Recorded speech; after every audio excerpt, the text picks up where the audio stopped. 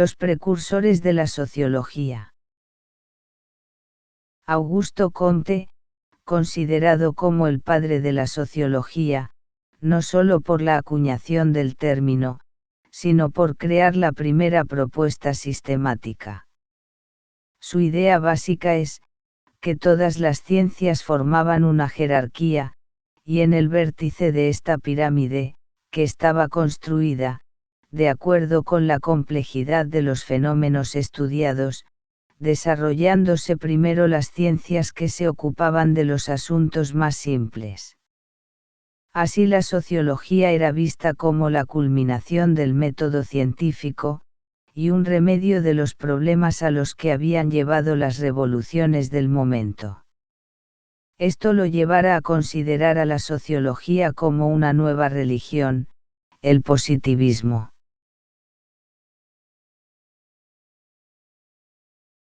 La ley, de los 3 estadios. Promulga. Etapa teológica. Dada en sociedades agrícolas donde las explicaciones se realizan sobre la base de seres o fuerzas sobrenaturales. Sociedades fuertemente jerarquizadas. Etapa metafísica, donde los fenómenos se explican recurriendo a ideas o entidades abstractas, estableciéndose la doctrina de los pueblos fundados sobre la abstracción de un contrato social primitivo. Es el derecho la forma base y se afianza la autoridad civil, poder temporal frente al espiritual. Etapa positiva. Se establecen leyes de relaciones entre los hechos por la observación y la mediación. Época de la sociedad industrial donde se liberan los mitos centrando su esfuerzo en las necesidades reales consiguiendo teorías que permitan prever. Es este último sentido práctico el que inspirará toda la obra de Comte intentando mitigar las crisis para regularizar la acción. Comte dirá que a la sociedad la impulsan 2 movimientos, uno de desorganización y otro de reorganización y distinguirá 3 planos en la sociedad. Individuo. Familia. Combinación social. Para alcanzar el conocimiento positivo propondrá basarse en la observación. Abre un nuevo camino pero son otros aquellos que empiezan a transitar por él. Sus aportaciones fundamentales fueron: concepción positiva sobre el edificio de las ciencias en cuya cúspide se encontraba la sociología. Ley de las 3 etapas. Sociología como guía de acción. Emil Durkheim hizo sociología. Según Aaron, Weber, Pareto, y él. Al vivir en una misma época histórica. Representan un intento de reacción intelectual, contra las explicaciones materialistas o naturalistas exteriores. Durkheim se preocupaba por la solidaridad grupal, orden social y armonía. Uno de los hilos conductores para él, fue la ecuación individuo-sociedad, donde la sociedad es una realidad por sí misma, con leyes propias y previa a los individuos que la constituyen. En las reglas del método sociológico, intento dar respuestas a diferentes aspectos del estudio de lo social. La sociedad como realidad específica, con caracteres propios y unas connivencias individuales asociadas y combinadas. El carácter prevalente y superior de la sociedad, es una realidad de orden moral y esta sociedad implica un proyecto moral, principios, normas y deberes.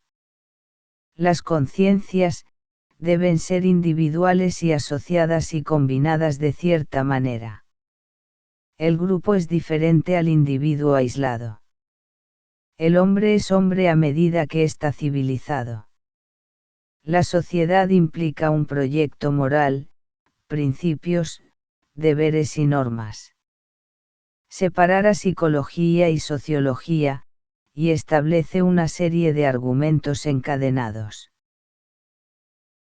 Especificidad del ámbito de lo social. Carácter prevalente.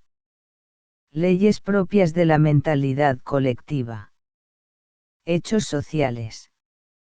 De los cuales se ocupara específicamente esta ciencia y hecho social, como toda manera de hacer, que puede ejercer sobre el individuo, una coacción exterior, maneras de obrar, pensar o sentir exteriores al individuo, pensamientos o maneras de obrar, tomadas por individuos en su conjunto, y recurrirá al término institución, para definir todas las creencias y todas las formas de conducta, instituidas por la colectividad.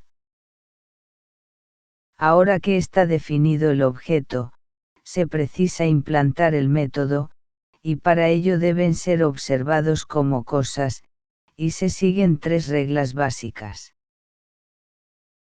Evitar todas las prenociones. Tomar como objeto de investigación los fenómenos definidos por sus caracteres exteriores comunes. Evitar todo subjetivismo. Así el estudio sobre lo social, debe abordarse por las partes más accesibles a la investigación científica. La división del trabajo social establece las nuevas formas de solidaridad. Mecánica, propia de sociedades arcaicas. Orgánica, propia de sociedades industriales, donde cada individuo posee una educación diferente, y donde se disminuye la importancia de la conciencia colectiva, y el contrato adquiere un papel prevalente. El suicidio, donde se representa como un fenómeno social. En el libro se unen teoría y empirismo. Se basa en los profundos cambios que se producen en la vida social. Formas elementales de la vida religiosa. Con Durkheim la sociología comenzó a andar. Creó escuela francesa, influyendo en la sociología posterior, por el desarrollo de la idea de institución, cultura y sociedad. Para él la solidaridad social fue uno de los temas principales. Ve poderosos nexos de unión entre el nacimiento de la sociología, cambio de ideas religiosas y emergencia del socialismo. Para él la importancia de la sociología era que podía aportar las bases del conocimiento científico para la solución de los problemas sociales. Debía reorganizar el cuerpo social en su conjunto y el problema no era de índole económico sino social.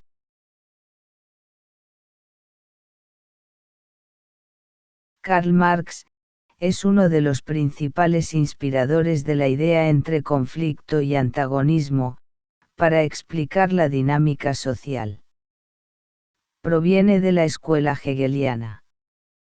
Su principal base serán los procesos económicos y la teoría del conflicto, para explicar la dinámica social.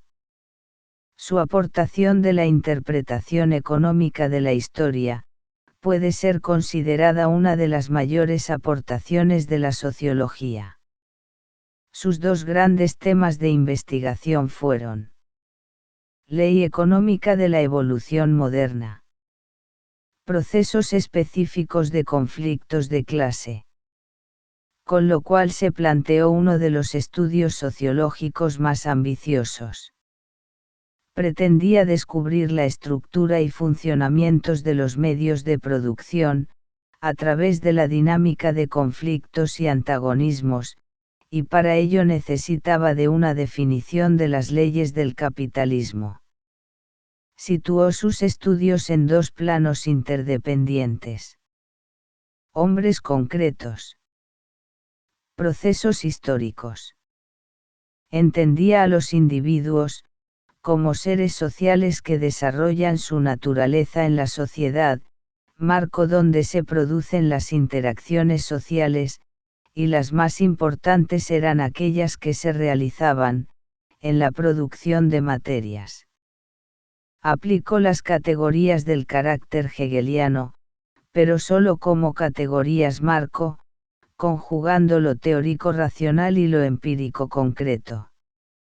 Se trataba de llegar a conocer científicamente las leyes del desarrollo social, para determinar a los principales factores, que daban lugar a la génesis de cambio y la dinámica social, siendo para él el conflicto de clases, como el más genérico motor de la historia.